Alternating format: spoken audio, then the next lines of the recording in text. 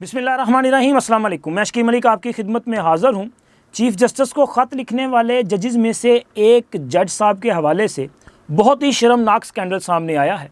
Scandal की तफसीलात तो मैं आगे चल के आपके साथ शेयर करूँगा, लेकिन उससे पहले ज़िक्र करेंगे रात को होने वाली खुफिया मुलाकातों का और अडयाला जेल में जो सियासी इकट्ठ हुआ है। बल्कि वो अगर ये कहा जाए ना कि ISI के एजेंटों का इकट्ठ है तो ये गलत नहीं होगा, क्योंकि अडयाला जेल को बाज़ाब्ता तौर पे एक सियासी जमात के ऑफिस में तब्दील कर दिया गया है। कितना मजाक किया जा रहा है यार कानून के साथ, आइन के साथ और एक आम पाकिस्तानी के साथ। अगर कोई पाकिस्तानी किसी भी जुर्म में पकड़ा जाए तो उसके लिए कानून, ज़ाब्ते, जेल मैनुअल कुछ और है, और अगर जनाब कोई बड़ा चोर पकड़ा जाए, इमरान खान जैसा पकड़ा जाए, तो उसके लिए रूल्स और क़वायद ज़वाबित कुछ और होते हैं।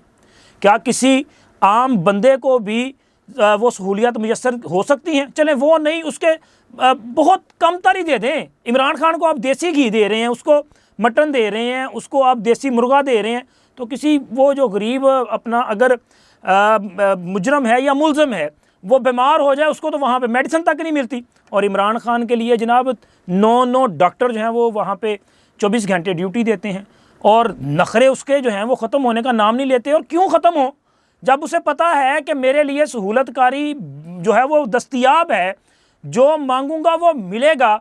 और जेल में भी उनको जो है वो शाही प्रोटोकॉल मिल रहा है, एक तरह से शाही दरबार लगता है जेल में। ये ज़्यादा बेहतर है कि वो जेल में दरबार लगा के बैठे हैं, जनाब उनकी मर्ज़ी के मुताबिक फ़ैसले किए जा रहे हैं। इमरान खान साहब जो चाहते हैं वो तो खाते ही खाते हैं। इमरान खान साहब चाहते हैं कि जी मैंने एक्सरसाइज के लिए मुझे साइकिल चाहिए, वो मिल जाती है। खान साहब कहते हैं कि मेरे सामने जो लॉन है ये कम पड़ता है, तो लिहाजा इस लॉन को बड़ा कर दिया जाए। तरीकाकार वही है ना, कि बड़ा करने का तरीकाकार क्या है कि 7 वाला सेल भी शामिल कर दे। इस तरह 7 वाले सेल शामिल करते करते 7 सेल जो हैं वो लाडले को दिए गए हैं। लाडला मौज में है और पूरी कौम जो है वो अजाब में मुब्तला हो चुकी है। सिर्फ इमरान खान की सिक्योरिटी पे जो है वो महाना 12 से 14 लाख रुपया खर्च किया जा रहा है। और खान पीन तो लग गए ना, वो तो याशियाँ अलग हो रही ने सिर्फ सिक्योरिटी के नाम पे।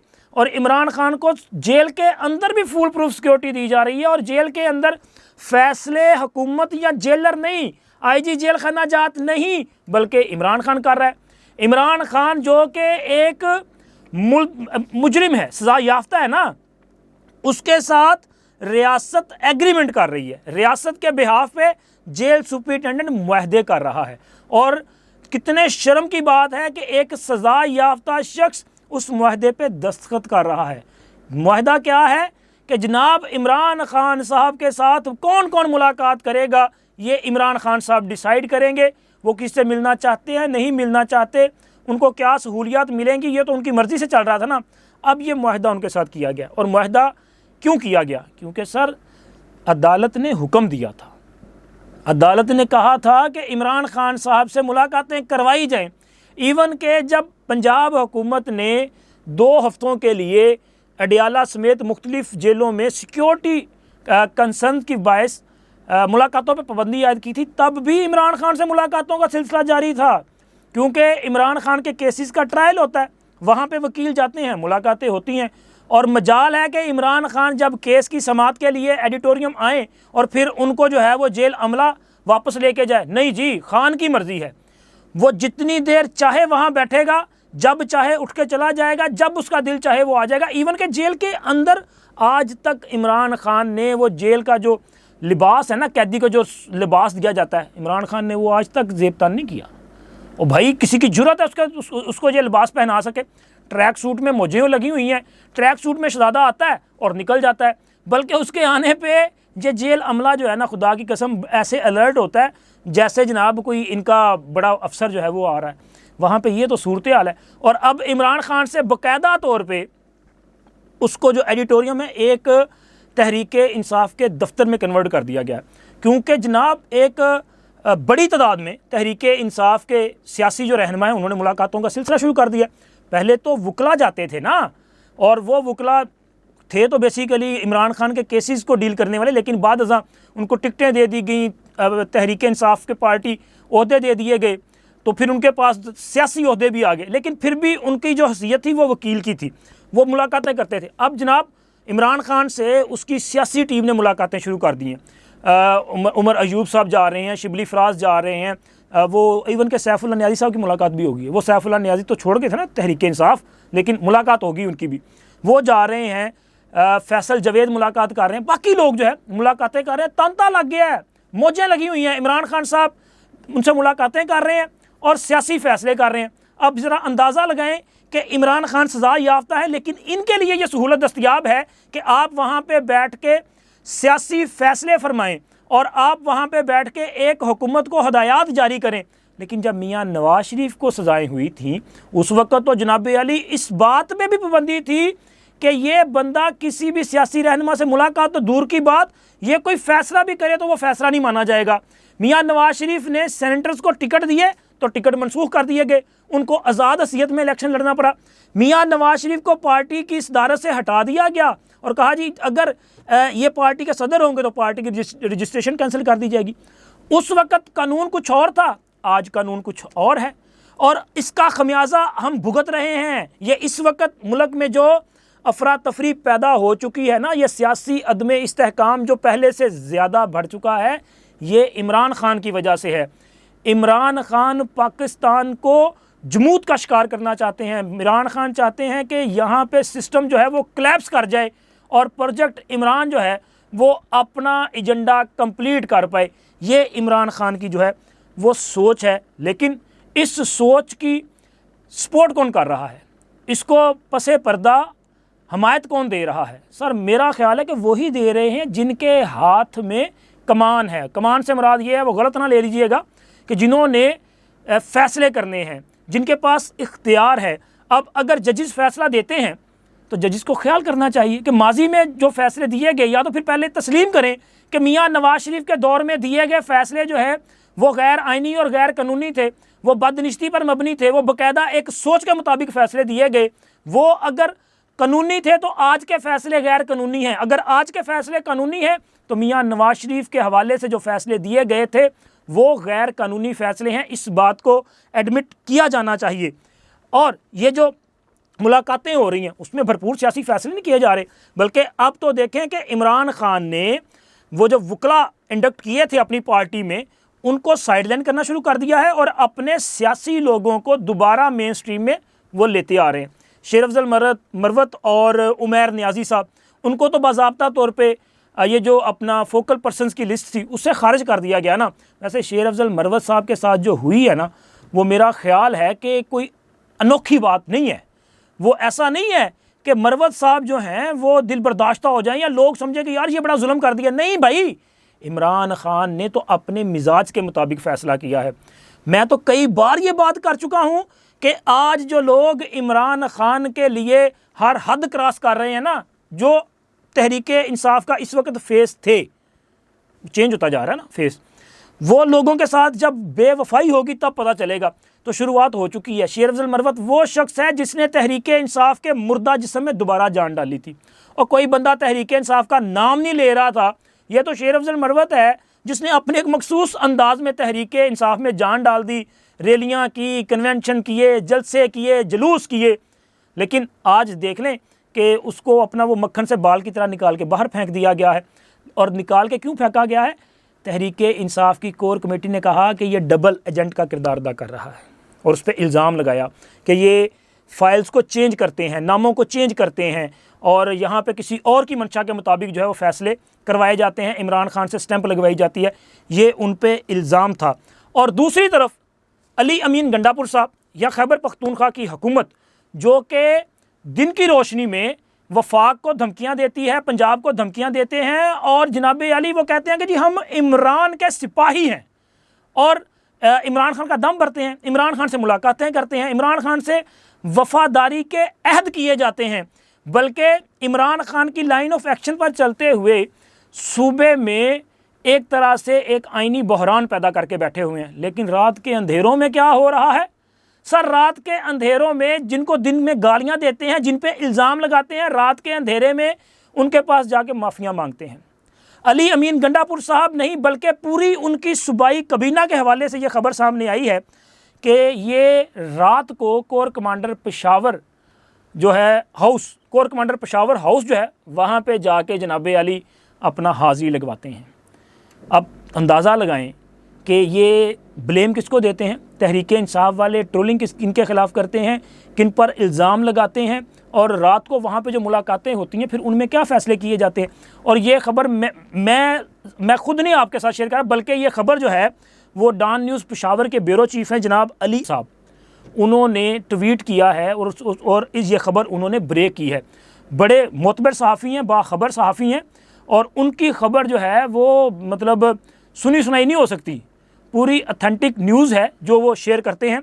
और इस ख़बर का अगर आप एनालिसिस करें तो सर चीज़ बड़ी वजाहत के साथ सामने आ जाती है कि इमरान ख़ान अगर समझते हैं, या तहरीक इंसाफ वाले वो जो पुराने रहनुमा हैं वो समझते हैं कि ये वकील या एक मखसूस वक़्त में तहरीक इंसाफ में आने वाले लोग जो हैं ये किसी के एजेंट का किरदार अदा कर रहे हैं या उनकी लाइन ऑफ एक्शन पे चल रहे हैं, तो सर ये जो बाकी आपका इस वक्त पॉलिटिकल फेस है ना, ये सारे के सारे वादा वईद करके आने वाले लोग हैं। अली अमीन गंडापुर साहब की गिरफ़्तारी जब हुई थी और उनके वो बाल वगैरह जब काट दिए गए थे, तो सर उस वक्त ये खबर सामने आई थी कि अली अमीन गंडापुर साहब का सॉफ्टवेयर अपडेट हो चुका है, और मैं आपको कंफर्म कर सकता हूं कि ये खबर 100% सच है। अली अमीन गंडापुर साहब इस वक्त जो कुछ कर रहे हैं, सियासी बयान उनके हो सकते हैं, लेकिन अमलन वो ऐसा कोई काम नहीं कर रहे कि जिसकी वजह से वफाक के और सूबे के माबैन कोई बड़ा बहरान पैदा हो जाए। देखिए ना, अगर मुश्तरका मफादात कौंसल की मीटिंग होती है तो मसूफ चले जाते हैं, अगर SIFC की मीटिंग होती है तो वो चले जाते हैं, अगर वज़ीर आज़म से जो है वो फॉर्मल मुलाकात होनी है और वो ड्यू है कि होनी चाहिए तो जनाब वो जाते हैं, बल्कि वक्त से पहले चले जाते हैं। अगर वो चाहते हैं कि सूबे में चीफ सेक्रेटरी और IG को तब्दील किया जाना है और फिर इसके लिए वज़ीर आज़म से मुलाकात ज़रूरी है तो वो जाते हैं, अच्छे बच्चे की तरह वहाँ पे बात भी करते हैं, मीडिया से जो है वो अपना बातचीत भी करते हैं, उनके सवालों के जवाब भी देते हैं।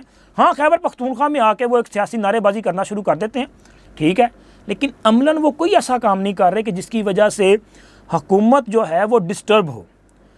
और ये जो मुलाकातें हैं कोर कमांडर हाउस में जो मुलाकातें हो रही हैं, ये भी सर इसीलिए ना कि वो जाके उनका दम भरते हैं कि जनाब आपकी मेहरबानी से हम यहाँ पे बैठे हुए हैं, तो लिहाजा ये दस्ते शफ़क़त बरकरार रखिएगा, हम आपके ताबेदार हैं, कभी भी आपके रास्ते में कोई रुकावट हायल नहीं करेंगे। अब इमरान ख़ान और तहरीक इंसाफ वालों को बताना चाहिए कि असल एजेंट कौन है। और भाई पूरी तहरीक इंसाफ भरी पड़ी है, अभी तक के जो नताइज आए हैं या जिस तरह से सिस्टम आगे बढ़ रहा है, खुदा की कसम ये फ़ैसला साजों के प्लान के मुताबिक आगे बढ़ रहा है। इस प्लान में इमरान ख़ान ना थे, ना हैं और ना होंगे। हाँ, वक्त के साथ साथ आप देखिएगा कि हालात चेंज होते जाएंगे। ये रोज़ाना की बुनियाद पर जो उम्मीद देते हैं फिर उसको खुद ही तोड़ देते हैं। अभी इन्होंने रमज़ानुल मुबारक में ये उम्मीद लगा दी कि इमरान ख़ान ईद आपके साथ करेंगे, इमरान ख़ान ईद जो है वो बनी गाला या ज़मान पार्क में करेंगे, लेकिन अब हालात देखें ना आपने चेंज हुए। चलें जी, ईद पे नहीं हुआ तो देखें ईद के बाद जल्दी। अच्छा, इस ईद के बाद जो बड़ा इवेंट आने जा रहा है वो ईद कुर्बान है, जिसको हम बड़ी ईद कहते हैं, तो अब बड़ी ईद की उम्मीद लगा देंगे। लेकिन मेरा ये वीलॉग जो है वो रिकॉर्ड रखिएगा अपने पास, महफूज कर लें। जनाब बड़ी ईद भी इमरान ख़ान को जेल में ही गुजारनी पड़ेगी, इमरान ख़ान जेल से बाहर नहीं आएंगे। साइफ़र का मुकदमा आपको लगता है कि बहुत करीब है, मुझे लगता है कि नहीं, साइफ़र में इमरान ख़ान को कोई रिलीफ नहीं मिलेगा, ये मेरा ख्याल है। बाकी तो फैसला अदालत ने करना है, लेकिन उसके अलावा ख़बर यह भी है ना कि इमरान ख़ान 9 मई के मुकदमात में भी इनको चलान फराहम कर दिया गया है, यानी कि इन मुकदमात में भी फ़र्द जुर्म आयद हो सकती है। तो इसलिए जनाब अभी तो बड़ा दूर है मामला। और अब आएंगे हम जज साहब के स्कैंडल के मामले पे। देखें, चीफ जस्टिस साहब को इस्लामाबाद हाई कोर्ट के 6 जजेस ने ख़त लिखा, चीफ जस्टिस साहब को पेशावर हाई कोर्ट के चीफ जस्टिस साहब ने ख़त लिखा। पेशावर हाई कोर्ट के चीफ जस्टिस साहब ने तो खैर अपने तकर्रुर के लिए ख़त लिखा कि जनाब अली मेरी रिटायरमेंट करीब है, आप मुझे सुप्रीम कोर्ट ले जाएं। और बुनियादी तौर पे उन्होंने एक तो चीफ जस्टिस पे इल्ज़ाम लगाया ना, तासुब का इल्ज़ाम लगाया कि जी आपने अपने सूबे का जज आप ले आए, लेकिन मुझे आपने नहीं कंसीडर किया। तो खैर उनका ख़त तो अपनी जगह पे है, मैंने उस पर वीडियो भी की, लेकिन ये जो इस्लामाबाद हाई कोर्ट के 6 जजेस ने ख़त लिखा था, जिस ख़त की बुनियाद पे पूरे मुल्क में एक जो है वो हैजान बर्पा किया गया, उस ख़त में जो जजी साहिबान हैं उनमें से एक जज के हवाले से सीनियर सहाफ़ी हैं हसन अयूब साहब, उन्होंने इंकशाफ किया है, बल्कि दावा किया है कि ये जज साहब जो हैं इन्होंने अपना जो ओहदा है इसका गलत इस्तेमाल करते हुए अपने जो बिज़नेस पार्टनर्स हैं, साबका बिज़नेस पार्टनर्स, उनके ख़िलाफ़ मुकदमात दर्ज करवाए हैं। अच्छा, ये जो जज साहब हैं इनके हवाले से जो बात सामने आई है वो ये है कि ये जज साहब बड़े दबंग किस्म के जज हैं, बड़े हालिया दिनों में बड़े दबंग किस्म के इन्होंने फ़ैसले भी दिए हैं। इसके अलावा ये बड़े जानदार वकील भी रहे हैं, और उसके जितने जानदार वकील थे उतने ही जानदार ये जो है एनालिस्ट भी थे, तज्ज़िया निगार भी थे, तो बड़े जानदार तज्ज़िया करते थे। लेकिन जब जज बने उसके बाद इन्होंने बड़े अहम फ़ैसले दिए और बड़े बड़े हाई प्रोफाइल केसेस में जो है फ़ैसले दिए हैं। इनके हवाले से नाम मैं भी समझ शायद आप गए हों, लेकिन चूंकि नाम उन्होंने भी नहीं बताया, समझ तो मैं भी गया था, आप भी समझ गए होंगे, नाम इसलिए मैं भी आपके साथ शेयर नहीं कर रहा। लेकिन इन्होंने कहा जी जज साहब जो हैं जज बनने से पहले जो एक प्राइवेट इनका बिज़नेस था उसमें इनके पार्टनर हुआ करते थे, बाद में इनका कोई किसी भी मसले पे आपस में क्लैश हो गया, लेकिन जो ही ये जज बने तो इन्होंने अपने जज बनने का फ़ायदा ये उठाया कि अपने उन मुखालफिन, वो सियासी पार्टनर जो हैं, उनके ख़िलाफ़ मुकदमात दर्ज करवाए हैं। तो लिहाजा ये सवाल भी पैदा होता है कि जब एक जज साहब इस मामले पे ख़त लिखते हैं कि उन पर एजेंसियों के लोग या एग्जेक्टिव जो है वो असरअंदाज होने की कोशिश करती है, उनके जो जुडिशल मामलात हैं उनमें मुदाखलत की जाती है, उनसे मर्ज़ी के फ़ैसले लेने की कोशिश की जाती है, तो क्या उन जज साहब को ये ज़ेब देता है कि वो अपने ओहदे का इस्तेमाल करते हुए किसी के ख़िलाफ़ भी जो है वो मुकदमाबाजी करवाएं, उनके ख़िलाफ़ मुकदमे दर्ज करवाएं? मेरा ख़्याल है कि हसन अयूब साहब के इस इंकशाफ के बाद अदलिया पर ज़ाहिर ज़िम्मेदारी आती है ना, और अदलिया के हेड हैं जनाब चीफ जस्टिस काजी फ़ाइज़ ईसा साहब।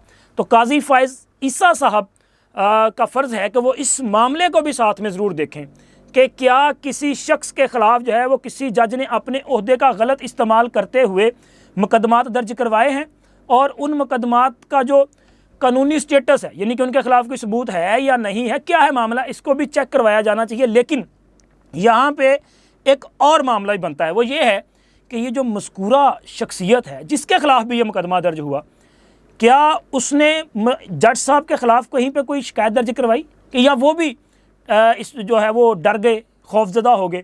तो मेरा ये ख्याल है कि ये मुनासिब वक्त है, जिसके ख़िलाफ़ भी मुकदमा दर्ज हुआ उनको चाहिए कि वो भी ज़रा हिम्मत से काम लें और वो इस मामले पे जो है सुप्रीम जुडिशल काउंसिल में शिकायत दर्ज करवा सकते हैं, क्योंकि सुप्रीम जुडिशल काउंसिल वो फोरम है जो जजेस का एहतसाब कर सकता है, उनका मुहासबा कर सकता है।